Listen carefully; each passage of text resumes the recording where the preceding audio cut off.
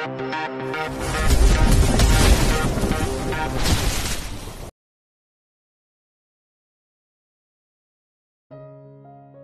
56. Istri untuk sang mafia. Dari tempat pas sholat subuh tadi. Apa namanya? Max mengernyit mengingat sesuatu. Itu surau, Mas, jawab Arumi. Ya, itu. Tadi ada yang berbicara cukup lama di depan tempat imam itu. Semacam sedang berpidato tapi agak santai. Dan ada satu kalimat yang aku ingat tentang tanggung jawab seorang suami terhadap istri dan juga keluarganya, tutur Max. Jadi, Mas tadi pagi itu mendengar kultum. Kuliah 7 menit. Kiai itu sedang tausiah.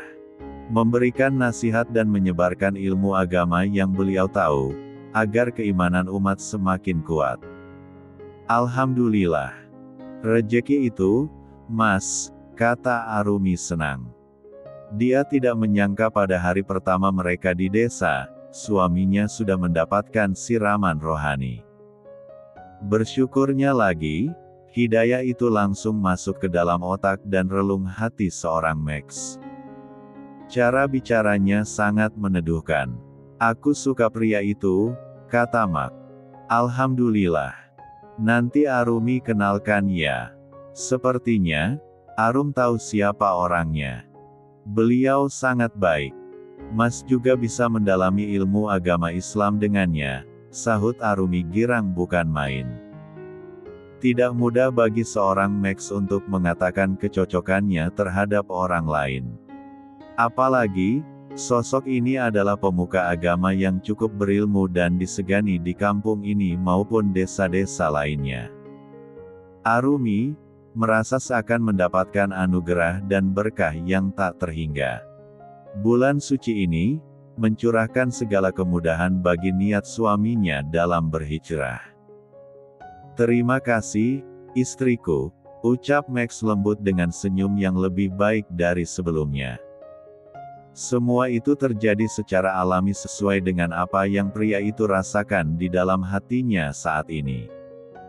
Arumi spontan menundukkan wajahnya, demi menutupi rona merah muda pada kedua pipinya. Mendapat panggilan seperti itu dari Max, menghadirkan semburat malu yang membuat seluruh badannya kesemutan. Duh, gimana ini? Arumi gak bisa bergerak, batinnya kikuk. Rum.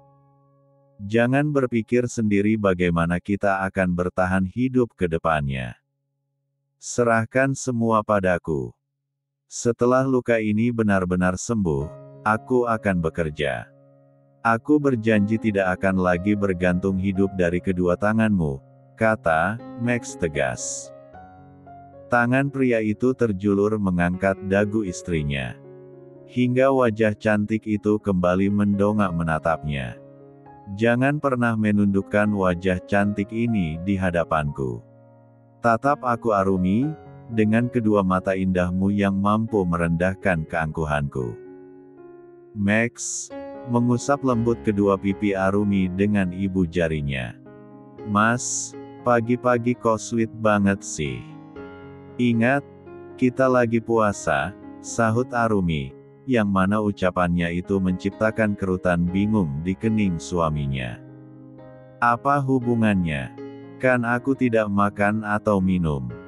Tanya Max heran. Mas, puasa itu bukan hanya menahan lapar dan dahaga. Akan tetapi juga menahan hawa nafsu, jelas Arumi. Seraya menyingkirkan tangan Max dari wajahnya. Karena Arumi sudah merasakan desiran aneh itu meracuni aliran darahnya.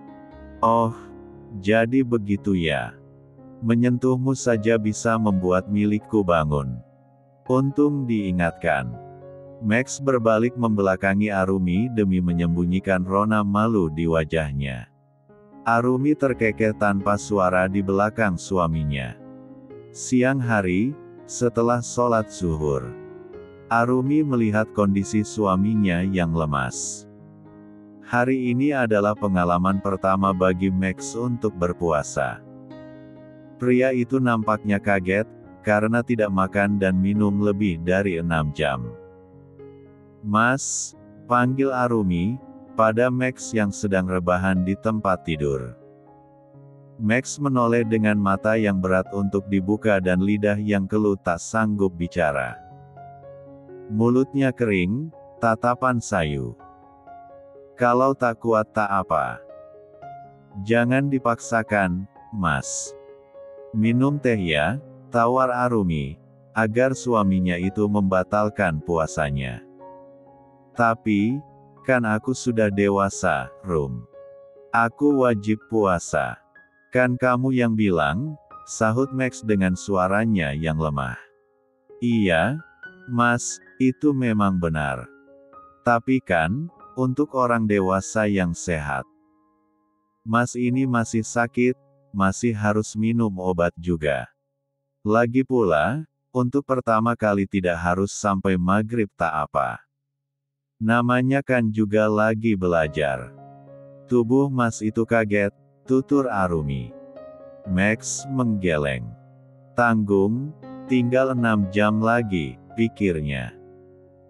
"Aku gak sakit, cuma butuh tidur saja." Max terus bersikeras untuk meneruskan puasanya. "Mas, Islam itu tidak memberatkan umatnya. Kalau begini, Mas jatuhnya sedang menzolimi diri sendiri. Mas jahat sama badan sendiri. Kalau kamu kenapa-kenapa gimana?" Katanya tidak mau merepotkan Arumi terus.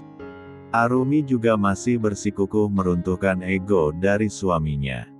Keadaan Max saat ini benar-benar lemah. "Ya, aku tidak mau menjadi bebanmu lagi, Rum. Baiklah, aku batalkan saja puasa hari ini. Tapi, besok aku mau puasa lagi dan tidak mau sampai batal," kata Max. "Iya, Mas. Ini baru namanya suami yang pintar," puji Arumi macam dengan anak kecil saja. Arumi memberikan teh manis hangat pada Max. Kemudian memberikan semangkuk sup ayam sisa sahur tadi yang dia hangatkan. Max terlihat menyukai masakannya. Setelah suaminya mengeluarkan keringat dan tidak pucat lagi, barulah Arumi merasa tenang. Sore ini dia kembali sibuk di dapur menyiapkan makanan berbuka. Ketika azan asar berkumandang, Max yang sudah kembali segar bugar meminta izin pada Arumi untuk pergi ke surau. "Mas benaran sudah sehat? Tidak lemas?" cecar Arumi khawatir. "Aku sudah sehat. Terima kasih istriku. Karena telah merawat suamimu ini dengan baik. Aku harus banyak mengucapkan rasa syukurku ini pada Tuhan," kata Max, dengan senyum hangat yang kembali terbit di wajah tampannya itu. "Allah, Mas. Sebut dan panggil dia dengan nama-namanya yang baik," kata Arumi, dengan senyum yang bikin Max ingin matahari cepat terbenam agar malam datang. Dia sudah tak sabar ingin melampiaskan rasa gemasnya ini ke sang istri. "Iya, Allah. Allahu Ahad, Allahu Somad." Arumi tersenyum bersama cairan bening yang mengalir dari kedua matanya. Dia menangis haru, karena suaminya sekarang perlahan-lahan hafal dengan surat pendek yang diajarkannya. Bukan Al-Fatihah yang Arumi kenalkan pada Max untuk pertama kali. Akan tetapi, Al-Ikhlas. Di mana ayat di dalamnya menjelaskan tentang keesaan Allah SWT. "Jangan menangis. Aku hanya akan pergi ke surau sebentar. Doakan, nanti di sana ketemu sama kiai itu lagi. Aku akan menemuinya sendiri tanpa kamu," kata Max, seraya menghapus air mata istrinya itu dengan ujung himar Arumi. Karena saat ini dirinya dalam keadaan suci. Max sudah berwudu. Karena Arumi harus membimbingnya ketika melakukan itu. "Arumi," senang Max. "Allah memudahkan jalanmu dalam mencari ridhonya. Ya sudah sana, nanti keburu iqomah," kata Arumi, seraya mengibaskan tangannya agar Max pergi. Atau, air matanya nanti akan semakin deras keluar. Max tersenyum, menyimpan rasa gemas di hatinya. Berjalan dengan penuh percaya diri, tak peduli pandangan aneh yang bukan sekali dua kali menuju padanya. Max mencoba bersikap ramah pada siapapun yang ia temui, sesuai saran dari Arumi. Akan tetapi sikap ramahnya itu tak serta-merta membungkam cibiran dan nyinyiran julid akan dirinya. Bahkan nama Arumi pun dibawa serta. Itu, katanya suami dari putrinya almarhum Pak Furgon. Kok, yo iso balik ke kampung ini sama orang yang seperti preman gitu. Badannya tinggi besar dengan banyak gambar seram di lengannya. Leher sama alisnya juga ada tuh tato kecil. Apa jangan-jangan, dia itu pembunuh bayaran atau tukang narkoba? Kasak-kusuk itu terdengar di bilik wudhu. Max terpaksa masuk karena tadi dia buang angin. Kan pesan istrinya kalau dia kentut artinya harus wudhu lagi. Ketiga orang itu menghampiri Max dengan berani. Hei, Mas. Kamu itu ndak sah sholat dengan banyak tato di badanmu itu. Betul tuh. Hapus dulu sana. Baru balik lagi ke sini. Ini rumah Allah. Sampeyan jangan mengotori dengan penampilan macam preman begini. Max menatap ketiga pemuda itu dengan sorot mata tajam. Wah, dia nantang, Gus. Sampeyan jangan sok jagoan di sini. Pemuda yang bernama Bagus itu memukul dada Max. Max menatap tangan yang menyentuh tubuhnya itu dengan kobaran amarah. Terlihat dari sorot matanya yang kian memerah. Bab 57. Tanpa bicara, Max mengibaskan tangan tersebut dari dadanya. Kemudian, dia melangkah dengan tenang melewati pemuda kurang ajar itu. Max mampu seperti ini setelah bayangan wajah Arumi yang juga pesan dari wanita itu terngiang-ngiang dalam kepalanya. Dalam langkah menuju hijrahmu, kendalikan emosi. Tidak semua orang akan menilai kita seperti apa yang sesungguhnya. Tidak semua niat yang baik akan berjalan dengan mulus tanpa hambatan. Tidak ada orang baik yang lolos dari ujian. Niatkan semua karena Allah saja. Abaikan mereka yang meragukanmu. Max lantas menghidupkan keran dan mulai mengambil wudhu seperti apa yang Arumi ajarkan. Setelah sebelumnya, pria itu berkali-kali menghela napasnya demi melepas emosi yang hampir meledakkan dadanya. Pemuda tadi tak lantas diam lalu pergi. Dia justru kembali mendekati Max yang sudah menggulung lengan baju kokonya. Hingga tato menyeramkan yang bertengger di sana semakin jelas terlihat. Sampeyan nantang ya. Mana masuk itu air wudhu? Wong tanganmu itu banyak cet haramnya. Hardik pemuda yang bernama Bagus itu lagi bahkan lebih jelas. Hingga, beberapa orang yang lewat tempat wudhu tersebut menoleh ke arah Max. Max menyelesaikan wudhunya. Kemudian membaca doa sesudah wudhu dengan mata terpejam.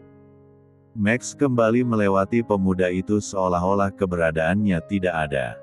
Sungguh luar biasa. Karena jika Bagus bertemu dengan model Max yang sebelumnya, mungkin lidah pemuda itu sudah terlepas dari rongga mulutnya. Kurang ajar. Sok jagoan tenan. Kesal Bagus. Pemuda itu terlihat sangat emosi karena ucapannya tidak digubris sama sekali. Sementara kedua temannya berusaha menenangkan. Ini surau, gak apik kalau ribut-ribut di sini. Kita sungkem nanti di tengah jalan, piye? Saran dari salah satu kawannya Bagus. Membuat salah satu sudut bibir pemuda itu tertarik ke atas. Idemu, apik, John. Kita ini bertiga, masa kalah sama pendatang sok jagoan begitu, sahut Bagus tanda setuju. Mereka pun masuk untuk mengikuti sholat berjamaah. Ketika Max kembali diganggu pada saat berada di saf ketiga. Bagus dan kawan-kawan memerintahkan pada Max agar pria itu berdiri di barisan bagian paling belakang saja. Sebab mereka mengaku tidak akan sholat dengan khusus apabila melihat tato di tubuh Max itu. Padahal, yang terlihat hanyalah tato kecil di leher samping. Sungguh hanya akal-akalan si Bagus saja. Max masih dengan kesabaran menahan emosi. Dia berlalu ke barisan paling belakang, setelah berapa jamaah ikut mengusirnya. Dia ingat akan pesan Arumi bahwa tidak boleh ada jarak di antara saf dan dapatkan barisan. Karena itulah, Max menjalankannya. Akan tetapi, para jamaah itu seakan tak mau didekati olehnya. Mereka sengaja menjauh hingga membuat Max pada akhirnya angkat bicara. Apakah saya sebegitu menjijikkan bagi kalian? Bukankah dalam sholat tidak boleh ada jarak dari bahu para jamaah? Cecar Max dengan suara beratnya, pada mereka yang hanya bisa menatapnya lekat. Hingga suara igomah itu terdengar. Para jamaah pun merapatkan saf atau barisan. Sesuai sholat, kejadian tak mengenakan terjadi lagi. Dua orang maju mendatangi Max. Sebaiknya, sampeyan tidak lagi sholat di surau kita. Keberadaan sampeyan cukup meresahkan dan mengganggu kehusyukan jamaah dalam beribadah. Kata-kata itu dengan tatapan remeh ke arah Max. Memangnya apa yang telah saya lakukan sehingga dikatakan mengganggu jamaah lainnya? Max bersuara dengan keras. Kali ini dirinya tak mampu lagi menahan emosi. Tak dapat lagi dia menaruh sopan dan rasa hormatnya pada laki-laki yang nampaknya berusia lebih tua darinya itu. Beraninya sampeyan berteriak pada Mbah Dimin. Dasar preman pasar. Hardik salah satu jamaah yang tiba-tiba maju kemudian mengarahkan jari telunjuknya ke arah wajah Max. Ingin rasanya Max patahkan tangan pria itu saat ini juga. Siapa yang kau maksud preman pasar itu orang tua? Max menangkap tangan pria yang menudingnya kemudian memelintirnya pelan. Namun, pria itu menjerit kesakitan. Tanganku patah. Dia mematahkan jariku. Jeritnya. Padahal, Max belum melakukan niatnya sama sekali. Hei, apa yang sedang terjadi? Kenapa kalian ribut-ribut di dalam rumah Allah? Teriak imam mendekati para jamaah yang mengerubungi Max. Ada apa dengan kalian semua? Saya berada di sini karena ingin menyembah Tuhan yang sama dengan seluruh muslim di dunia. Lalu kenapa kalian mempermasalahkan sesuatu yang tidak saya mengerti? Protes Max dengan suara keras lagi. Tangan pria yang berada dalam genggamannya telah dia lepaskan secara kasar. Hingga pria itu kembali mengadu dan ditolong jamaah lainnya. Tatapan mereka semakin horor saja. Seakan Max adalah penjahat yang harus dihakimi. Tolong jelaskan ada apa ini? Desak imam itu lagi yang ternyata merupakan kepala desa. Bagus menerobos maju dengan senyum smirk. Dia menunggu momen begini untuk menjatuhkan kesombongan seorang Max yang merupakan pendatang baru di desa tersebut, menurutnya. Begini, Pak Kades. Pria asing ini, sangat meresahkan para jamaah dengan penampilannya. Lihatlah, Pak, betapa banyak tato di tubuhnya itu. Dia tidak lantas bukan berada di tengah-tengah kita. Dia merendahkan tempat suci kita ini, jelas pemuda itu dengan nada bicara yang begitu berapi-api. Memangnya apa yang telah dia lakukan sehingga bisa dikatakan merendahkan serta meresahkan? Cecar Pak Kades seraya menelisik penampilan Max dari ujung rambut hingga ujung kaki. Hal itu membuat Max semakin muak. Baru kali ini dirinya direndahkan seperti ini. Tak ada satupun manusia di hadapannya yang menaruh hormat apalagi takut padanya. Mereka justru menatapnya seperti sedang melihat kotoran saja. Para jamaah saling pandang sebelum ada yang berani membuka suara untuk menjawab pertanyaan dari Pak Kades yang merupakan imam sholat tadi. Tatonya, "Iku loh, Pak. Ganggu konsentrasi dan kehusuan kita. Kita jadi tidak tenang, takut Allah tidak menerima ibadah kita karena kehadirannya." Dia juga ternyata kasar. Sahut pria yang dipanggil Mbah Dimin, sambil merangkul temannya yang sedang merasakan sakit di jari tangannya. Max masih diam. Menunggu sampai di mana orang-orang ini menuduhnya. Bawa dia ke balai desa. Titah Pak Kades. Nampaknya pria itu juga risih melihat penampilan barbar dari Max. Rambutnya sedikit gondrong dengan raut wajah yang kaku bak beton. Sungguh tidak bersahabat. "Maaf, Pak Kades. Apa tidak sebaiknya kita bawa ke rumah Pak Yai saja? Mungkin beliau dapat menyelesaikan masalah kita ini.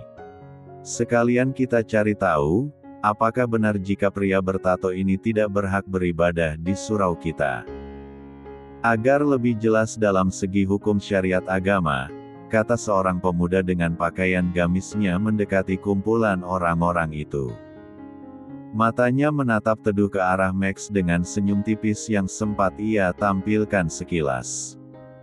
Mendengar ucapannya yang tegas namun penuh sopan santun, maka saran dari pemuda tersebut disetujui oleh semaunya. Max digiring ke rumah Pak Kiai yang kebetulan sore ini tidak hadir untuk sholat berjamaah di surau karena beliau giliran jadi imam di surau desa sebelah. Setelah menunggu cukup lama, para jamaah atau warga itu berdiri semua kala Pak Kiai menginjakan kaki di teras rumahnya. "Masya Allah. Silakan duduk semuanya." Pak Kiai seperti paham, karena pertama kali tatapannya justru tertumbuk ke arah Max yang diam dengan rahang mengeras.